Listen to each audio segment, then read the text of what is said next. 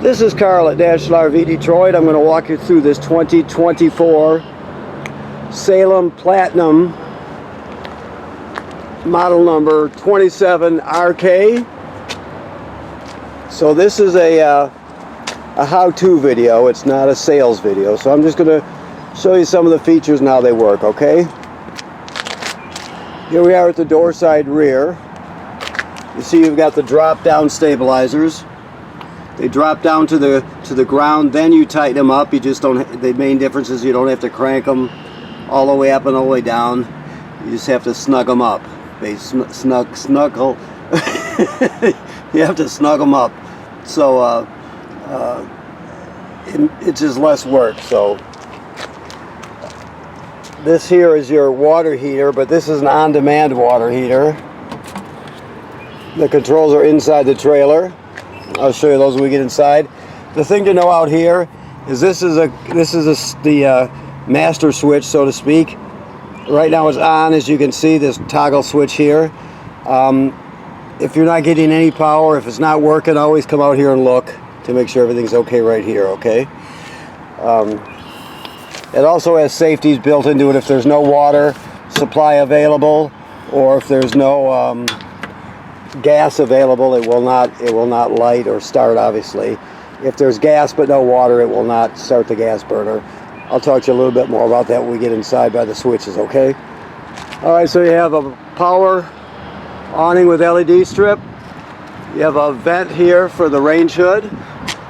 You always want this open right here when you're venting to the outside. This is for the quick connect water sprayer.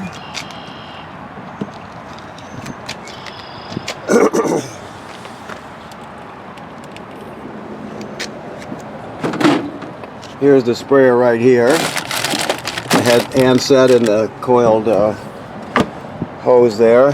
You have a let's see what we got here. He hasn't unpacked this yet, but this is the griddle. Now the griddle has to be plugged in. So let's see what we've got here. Right now you can see this quick connect is connected right there. I hope you can see that. Then the other one, the other side, you can see there's a male quick connect on it right here. Okay, that will be connected right there. Okay, so keep in mind you have to connect the LP line in order to get gas to the appliance. Excuse me. 2 outside speakers. This is the second most common way to get water to the trailer. The most common way is the city water hookup, which is on the other side. If you happen to be camping someplace that doesn't have city water, you can pre-fill your fresh water tank right here, and then you use the onboard pump. When you get to the campsite, you can use your onboard pump to pump water out of the tank. All the plumbing will work as though you have city water. You'll just be pumping it from the tank. But if you have a city water hookup, like most places do, you don't have to worry about the pump or the tank at all. Okay. And then there's a drain for this down here. It's a white. I don't know if I can see it from here without getting underneath, but it's a white gate valve. Maybe you can see it right there. Okay. TV signal out plus power, and there's a backer here in case you wanted to add a bracket to hang a TV outside. You could do that. Most people, I think, would just set it on a table or something, but it's up to you. You come down farther, you also have your quick drop stabilizers. You ordered this with a hitch, so this comes with a Husky centerline weight distribution hitch with built-in sway control. We'll show you how this hooks up when you come to pick up. Okay. You have 2 cranks here. The larger crank, the 3/4 crank, are for your quick drop stabilizers. All right. The smaller one is for your power tongue jack. If this happens to fail and you can't get hitched or unhitched, there's our cat, Lucy. When you can't get hitched or unhitched, you could, and if it happens to fail, I should say, you can pull this plug off the top, and there's a a hex head in there, and you can just put that crank right on there and crank it manually. So you can always get yourself out of trouble. You have a deep cycle marine battery here. And this is the kill switch for the battery. You can shut it off if you need to. You have 2 LP tanks which are full.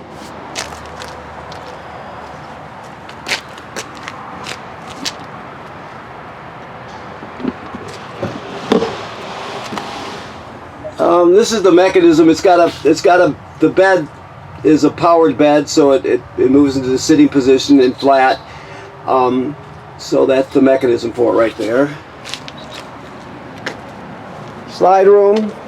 These are your dump valves here for your black tank. The larger valve is always the black tank, so that's your black tank valve, which is toilet water and waste. There's your gray tank valve, which is sink and shower water. When you're dumping the black tank, if you're going to dump the black tank, always leave the valve open after you've dumped it. I'll talk to you more about that when we get back here. 30-foot, 30-amp power cord right here. Okay. Now, I talked about city water hookup. This is your city water hookup right here. That's the most common way you get water to the trailer. Now, when I mentioned flushing the black tank and leaving the valve open, after you've dumped your black tank, leave the valve open, and if there's a hose at the dump station that's working, screw it right onto here, turn it on, and it'll spray out the black tank, clean off the sensor so you get a good accurate reading, that sort of thing. And that's what this sticker says, basically. Always have the valve open before you turn the water on. Okay. This housing tells us it's pre-wired for a Furrion backup camera kit. If you're interested, we have them here. You can get them elsewhere. Just make sure you get the proper kit to fit that housing. Okay, it's all pre-wired. This is for an add-on ladder. They give you the hookup, but the ladder is an option, so you can. The advantage of the ladder is it makes it easy to get on the roof and inspect the roof. The manufacturer states you should inspect it every 60 to 90 days. You're going to look at the roof and look for damage to, the roofing attachments, or damage to the roofing material that could be caused by, let's say, low branches or road debris flying up there. You look at the sealant, make sure there's no cracking or separation where water can get through, that sort of thing. It should be part of your regular maintenance, so make sure you keep after the roof. Generally speaking, people don't do it enough, but it should be part of your regular maintenance. And like I said, or started to say anyway, if odds are you're going to go up there and there's going to be nothing to do. You look around, everything's fine, but you just don't know unless you go up there and look. So make sure you check your roof. Alrighty. So let's see, we'll go here first. This does have a solar panel. So let me turn some lights on here. This does have a solar panel. So it rotates past 3 screens here. This is the most common one. I'll tell you when we get around to it again. 70 degrees Fahrenheit for the battery. This one here, 13.8 volts DC, right? Let me come around again. 13.8 volts DC and 1.4 amps. That's the amp gain. So you're gaining 1.4 amps from the sun and storing them in the battery as amps, right? And the top number, 13.8, tells you how many volts DC are in the system. So those are the two most important numbers. You can read about. There are more readings. You can do more with it. You just have to read your manual or watch the videos, and there's more you can do. But that's the most common stuff. This screen right here. Hopefully, it made sense there. But this is a dimmer. You just rub your thumb over it, and the lights go on and off. You have your slide out switch, your power awning switch. Never leave the power awning out unattended if you're not going to be at the campsite. Roll it in, of course. This is your water pump. You use this water pump to pump water out of the fresh water tank if you don't have city water. You also use this water pump to winterize the trailer. Alright, these are just 2 light switches. And then you have your levels. Your battery is charged. Fresh water, black water, gray tank. So They're all here. They graduate up in 1/3 increments as they go. Okay? Then we'll, I guess, do this here. So, the bathroom has a GFCI in it. Keep in mind that every plug in the trailer, including the one on the outside, is wired through a GFCI. So even if it's not a physical GFCI, it's still wired through one. So if you're using something outside that pops, you're going to reset it right here, for example. Okay. The sink and shower work like any sink and shower. The toilet works like all travel trailer toilets in that it sits over a black tank. You have a flush pedal right here, if you can see it. Right. So when you get to the campground, you hook up your power and your water. You come in here, you put a dose of chemical in the bowl, then you're going to step on the pedal and let water flow right into the tank below you. Stand on the pedal long enough to put at least a gallon of water along with the chemical in the tank. Then it's ready to be used. If you don't do that and you use it dry, it'll get clogged up, plus the smell will be terrible. So you always want at least a gallon of water and a dose of chemical. Okay? This is your it's a controller for your on-demand water. So right now it's set at 111 degrees. Most usually you see it around 115. You can set it where you want. Right now, it's giving you the temperature. Right now, you also could change it from Celsius to Fahrenheit at this bottom one. So as soon as you turn on the hot water, the burner will kick on and it'll start heating up the water. Now if there's no water available, this is what I was saying outside, if there's no water available, let's say there's no city water hooked up. If there's no city water hooked up, it will not turn on the gas burner. There's a safety in there, so it won't just start and burn with no water in there, right? So the other option is you would have water in your fresh water tank with the water pump turned on. It'll sense the water there and it'll heat it up and work normally. So you either have to have city water or water in your tank with a pump turned on in order for it to work. Okay. All right. Up here, this is the switch for your bed. I won't run it too far. I'll just give you an idea how it runs. Let me go back down. Okay. And you can put a TV right here. There's a backer plate and your hookup, so you can watch it while you're in bed.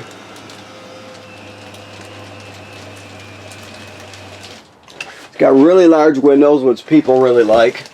The windows in the trailers each year are getting bigger again, which is a good thing, I think.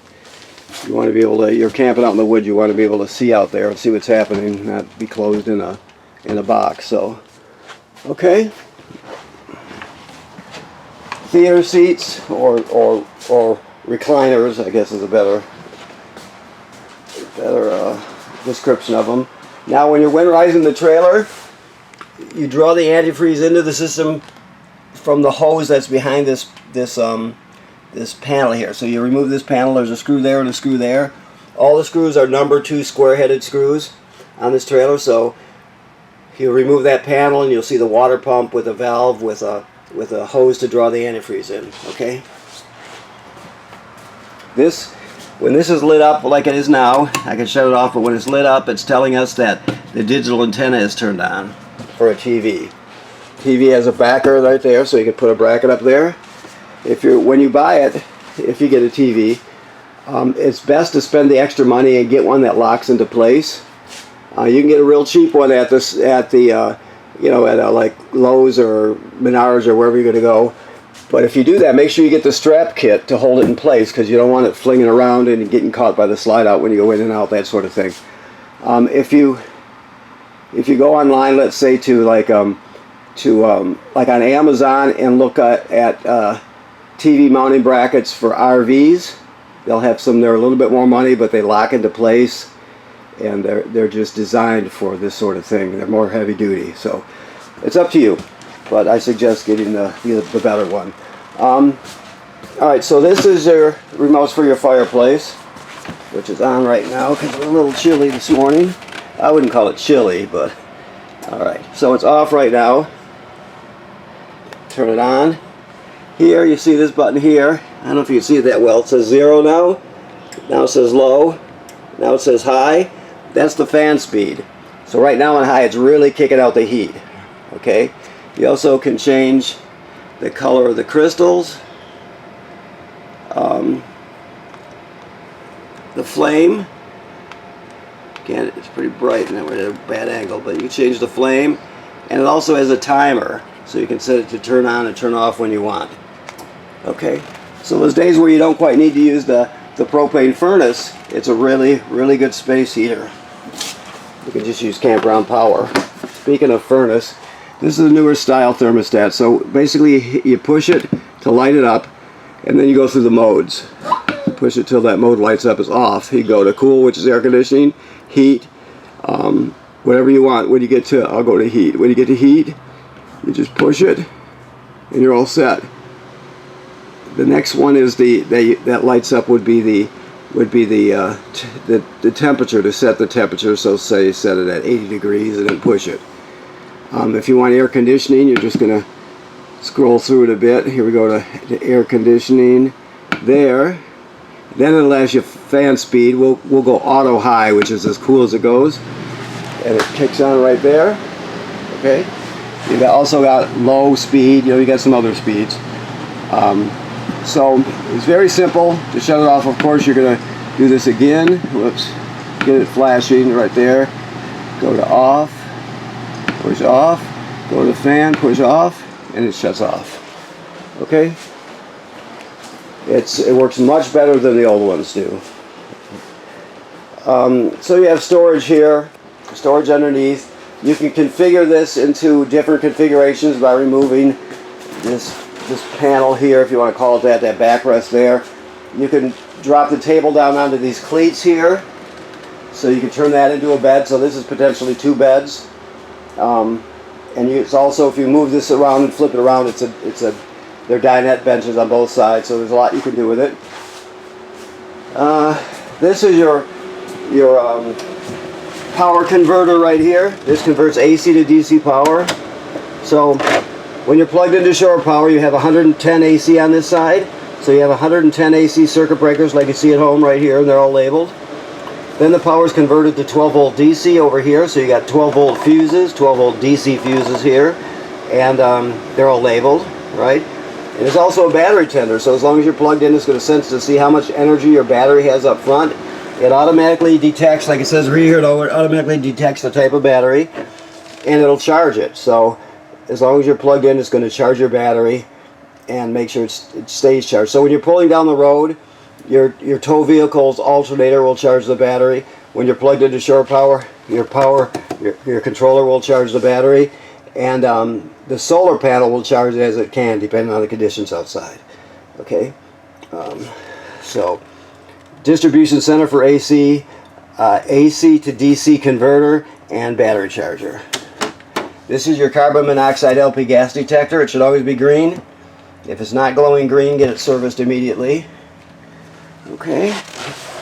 The refrigerator is a 12 volt DC refrigerator, so it's all set. It's got a compressor just like your refrigerator home, except it runs on 12 volt DC. Your microwave works like any microwave. This is your range hood here. I told you that if you're going to be running the fan, you want to open that baffle so it vents to the outside. Otherwise, you can snap it shut when you're traveling. Also has a light. I don't know if this is. I guess there's gas on it. I didn't see if the furnace lit, but if it doesn't light, it's already been tested. It just means that we haven't. The gas hasn't been turned on today. So let's see. You have your 3 burners right here. 3 knobs, 3 burners. This is for your oven, and this is your sparker. So let's give it some time to light, and I'll go up front if I have to. If this is important too. If you, let's say you just took the tanks off, had them refilled and put back on, that means there's going to be an air bubble in the line at that point. So you're going to have to work past it. So if ever you do that and this one will not light, it's just working past a bubble.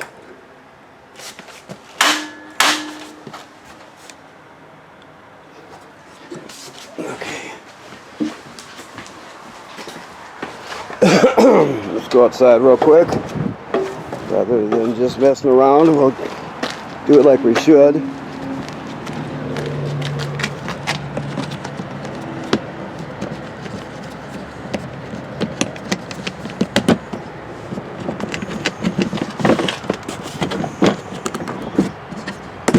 Okay. So they are on, which is good. So we'll just work past that air bubble. Once you get past that point, it'll light the first spark every time.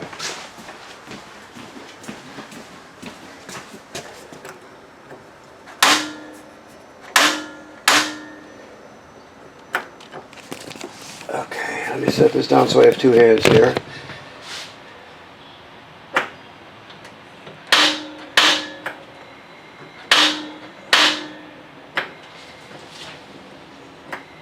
Okay.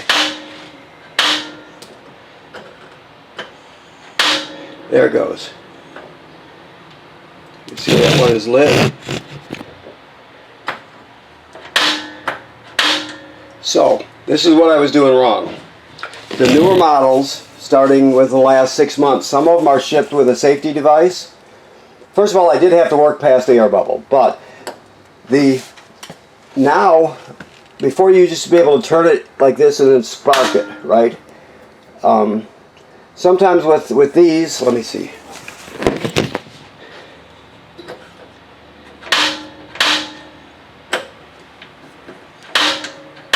There. So there you have it there. So every time you do it now, it'll spark.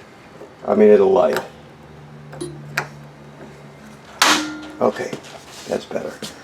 All right. Always work past the air bubble. So you have lights here. You have the blue light here, and then you have the oven light down here. When it comes to light in the oven, let me shut this light off. There's a pilot light all the way to the back on the bottom. You can see it spark probably. If we get the right angle, yeah, there you go. So the way this one works, you need two hands, so I'll just talk you through it. You go to the picture of the flame, and then you depress it. You keep this depressed while you're lighting it. After you start sparking it until you see the burner light down here, you're still holding this in. Once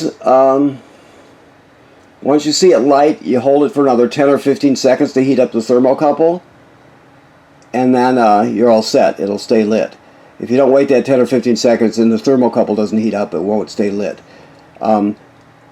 Also, keep in mind when you shut it off, the flame goes out obviously, but so does the pilot light. So you have to relight the pilot light each time you use the oven, okay?